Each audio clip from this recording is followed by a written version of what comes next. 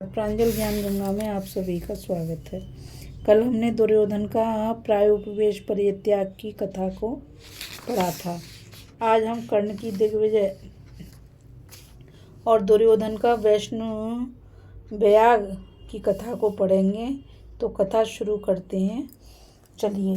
जन्मेजय ने पूछा, मुनिवर कृपा करके कहिए कि जिस समय महामना पांडवगण दैत्यवन में रहते थे, उस समय हस्तिनापुर में महाधनुर्धर धृतराष्ट्र पुत्र, सूत पुत्र कर्ण, महाबली शकुनी, भीष्म, द्रोण और कृपाचार्य ने क्या किया। वैशंपायन जी बोले, राजन, दुर्योधन के लौट आने पर पितामह भीष्म ने उससे कहा, वत्स, जब तुम दैत्यवन को जाने के लिए तैयार हुए थे, उसी समय मैंने तुमसे कहा था कि तुम्हारा वहां जाना अच्छा नहीं मालूम होता, किंतु तुम वहां चले गए। वहां शत्रुओं के हाथ से तुम्हें बंधन में पड़ना पड़ा और फिर धर्मज्ञ पांडवों ने ही तुम्हें उनसे छुड़ाया। इससे तुम्हें लज्जा नहीं आती? देखो, उस समय सारी सेना और तुम्हारे भी सामने ही यह सूत पुत्र गंधर्वों से डरकर भाग गया था। इस समय तुमने महात्मा पांडव और दुष्ट बुद्धि कर्ण का पराक्रम भी देखा ही होगा। यह कर्ण तो धनुर्वेद, शूरवीरता या धर्म में पांडवों के चौथाई हिस्से के बराबर भी नहीं है। अतः इस कुल की वृद्धि के लिए मैं तो पांडवों के साथ संधि कर लेना ही अच्छा समझता हूँ। भीष्म के इस प्रकार कहने पर राजा दुर्योधन हंसकर शकुनी के साथ चल दिए। उन्हें जाते देखकर कर्ण और दुशासन आदि भी उनके पीछे हो लिए। उन्हें अपनी पूरी बात सुने बिना ही जाते देख भीष्म जी को भी अच्छा नहीं लगा और वे अपने घर को चले गए। उनके जाने पर धृतराष्ट्र पुत्र राजा दुर्योधन फिर उसी जगह आकर अपने मंत्रियों से सलाह करने लगा कि हमारा हित किस प्रकार हो और हमें क्या करना चाहिए। उस समय कर्ण ने कहा, राजन सुनिए, मैं आपसे एक बात कहता हूँ। भीष्म सदा ही हमारी निंदा करते रहते हैं और पांडवों की प्रशंसा करते हैं। आपसे देश करने के कारण उनका मेरे प्रति भी देश हो गया है और आपके आगे भी मेरी तरह तरह से निंदा करते हैं। सो मैं भीष्म के उन शब्दों को सहन नहीं कर सकता। आप मुझे सेवक, सेना और सवारी देकर पृथ्वी को विजय करने की आज्ञा दीजिए। आपकी विजय अवश्य होगी। मैं शस्त्रों की शपथ करके सच्ची प्रतिज्ञा करता हूँ। कर्ण के ये शब्द सुनकर दुर्योधन ने अत्यंत प्रेम से कहा, वीर कर्ण, तुम सदा ही मेरा हित करने के लिए तैयार रहते हो। यदि तुम्हें निश्चय है कि मैं अपने सारे शत्रुओं को परास्त कर दूंगा, तो तुम जाओ और मेरे मन को शांत करो।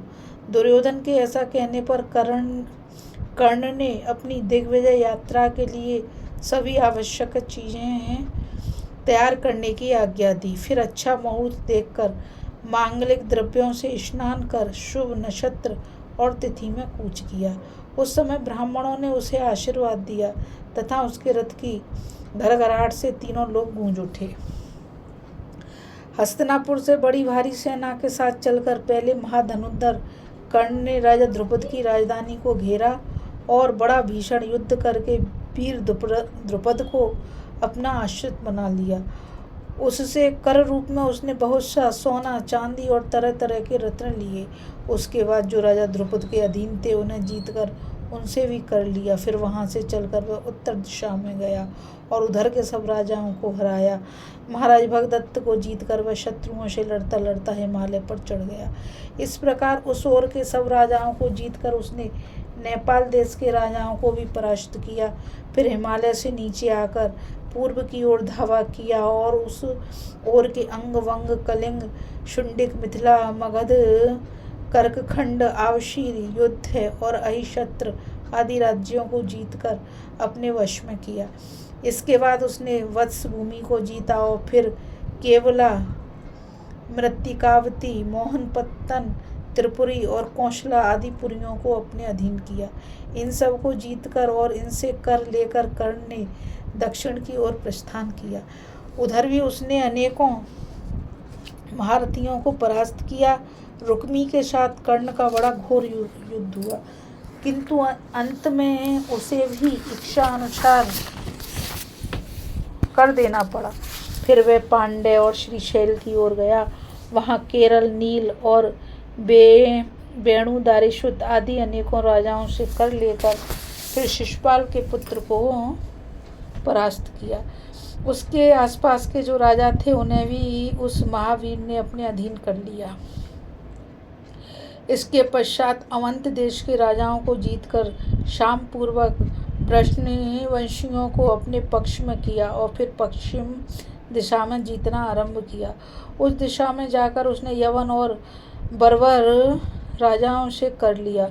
इस प्रकार उसने पूर्व, पश्चिम, उत्तर, दक्षिण सभी दिशाओं में सारी पृथ्वी विजय कर ली। इस तरह सारी पृथ्वी को अपने वश में करके जब वह धनुर्धर वीर कर्ण हस्तिनापुर में आया तो राजा दुर्योधन ने अपने बड़े भाई, बड़े बूढ़ों और बंधु बांधवों के सहित अगवानी करके उसका विधिवत सत्कार किया तथा बड़ी प्रसन्नता से उसकी दिग्विजय की घोषणा कराई।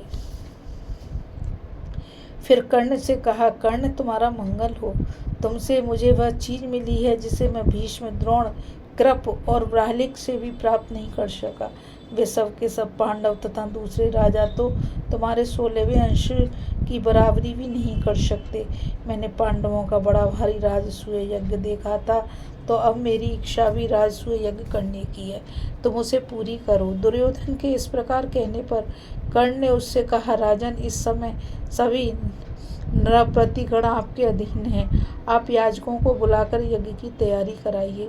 तब दुर्योधन ने अपने पुरोहित को बुलाकर उनसे कहा, द्विजवर, आप मेरे लिए शास्त्रानुसार विधिवत राजसूय यज्ञ आरंभ कर दीजिए। इसकी समाप्ति पर मैं यथेष्ट दक्षिणाएं दूंगा। इस पर पुरोहित ने कहा, राजन, युधिष्ठिर के जीवित रहते हुए आप ये यज्ञ नहीं कर सकते, किंतु एक दूसरा यज्ञ है जो किसी के लिए भी निषिद्ध नहीं है। आप विधिवत उसे ही कीजिए। उसका नाम वैष्णव यज्ञ है और वह राजसूय यज्ञ के ही जोड़ का है। हमें वह बहुत प्रिय है। उससे आपका हित होगा और वह बिना किसी विघ्न बाधा के संपन्न हो जाएगा। ऋत्विजों के ऐसा कहने पर राजा दुर्योधन ने कर्मचारियों को यथा योग्य आज्ञा दी तथा उन्होंने उसकी आज्ञा अनुसार क्रमशः सारी तैयारियां कर दी।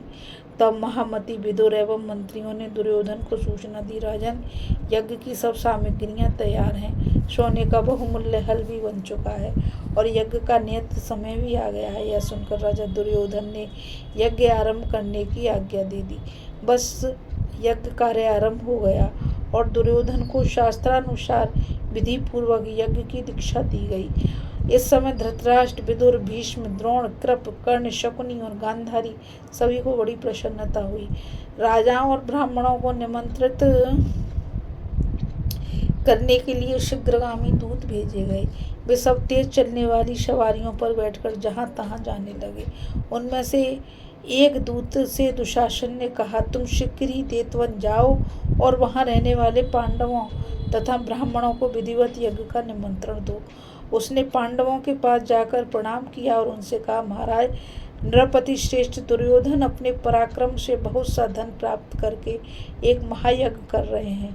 उसमें सम्मिलित होने के लिए जहाँ तहाँ से बहुत से राजा और ब्राह्मण आ रहे हैं।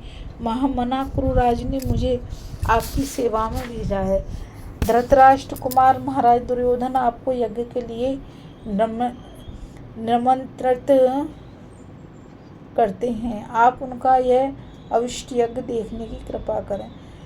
दूत की यह बात सुनकर राजा युधिष्ठिर ने कहा, अपने पूर्वजों की कीर्ति बढ़ाने वाले राजा दुर्योधन महायज्ञ के द्वारा भगवान का यजन कर रहे हैं। यह बड़ी प्रसन्नता की बात है। हम भी उसमें सम्मिलित होते, किंतु इस समय ऐसा किसी प्रकार नहीं हो सकता, क्योंकि 13 वर्ष तक हमें वनवास के नियम का पालन करना है। धर्मराज की यह बात सुनकर भीमसेन ने कहा, तुम दुर्योधन से कह देना कि 13वें वर्ष बीतने पर जब युद्ध यज्ञ में अस्त्र शस्त्रों से प्रज्वलित अग्नि में तुम्हें होमा जाएगा, तभी धर्मराज युधिष्ठिर वहां आवेंगे। भीम के सिवा अन्य पांडवों ने कुछ भी नहीं कहा। फिर दूत ने दुर्योधन के पास जाकर सब बातें ज्यों की त्यों सुना दी। अब अनेकों देशों में से प्रधान प्रधान पुरुष और ब्राह्मण हस्तिनापुर में आने लगे। धर्मज्ञ विदुर ने दुर्योधन की आज्ञा से सभी वर्णों के पुरुषों का यथा योग्य सत्कार किया तथा उनके इच्छानुसार खाने पीने की सामग्री, सुगंधित माला और तरह तरह के वस्त्र देकर उन्हें संतुष्ट किया। राजा दुर्योधन ने सभी के लिए शास्त्रानुसार यथा योग्य निवास गृह बनवाए तथा सभी राजा और ब्राह्मणों को बहुत सा धन देकर विदा किया। फिर वह भाइयों तथा कर्ण और शकुनी के सहित हस्तिनापुर में लौट आए। जन्मेजय ने पूछा, मुने, दुर्योधन को बंधन से छुड़ाने के पश्चात महाबली पांडवों ने उस वन में क्या किया, वह मुझे बताने की कृपा करें। वैशंपायन जी बोले, राजन, कुछ दिन उसी वन में रहकर फिर धर्मज्ञ पांडव ब्राह्मण तथा दूसरे साथियों के सहित वहां से चल दिए। इंद्रसेन आदि सेवक भी उनके साथ हो लिए। फिर जिस मार्ग में शुद्ध अन्न और स्वच्छ जल का सुपास था, उससे चलकर वे काम्यक वन के पवित्र आश्रम में पहुंच गए। इस कथा में बस इतना ही। अभी हम कथा में कर्ण की दिग्विजय और दुर्योधन का वैष्णव याग की कथा को पढ़ रहे थे। अब आगे हम कथा में व्यास जी का युधिष्ठिर के पास आना और उन्हें तप एवं दान का महत्व बताना की कथा को पढ़ेंगे। अब मुझ गीता रावत को आज्ञा दीजिए। कल फिर मिलेंगे एक नई कथा के साथ। और मैं आप सभी से यही कहना चाहूँगी कि इस चैनल को आप सभी ज़्यादा से ज़्यादा लाइक, शेयर और सब्सक्राइब कीजिए ताकि यह अमूल्य ज्ञान अधिक से अधिक लोगों तक पहुँच सके। इस कथा में बस इतना ही। राधे राधे। जय श्री कृष्णा। नमस्कार।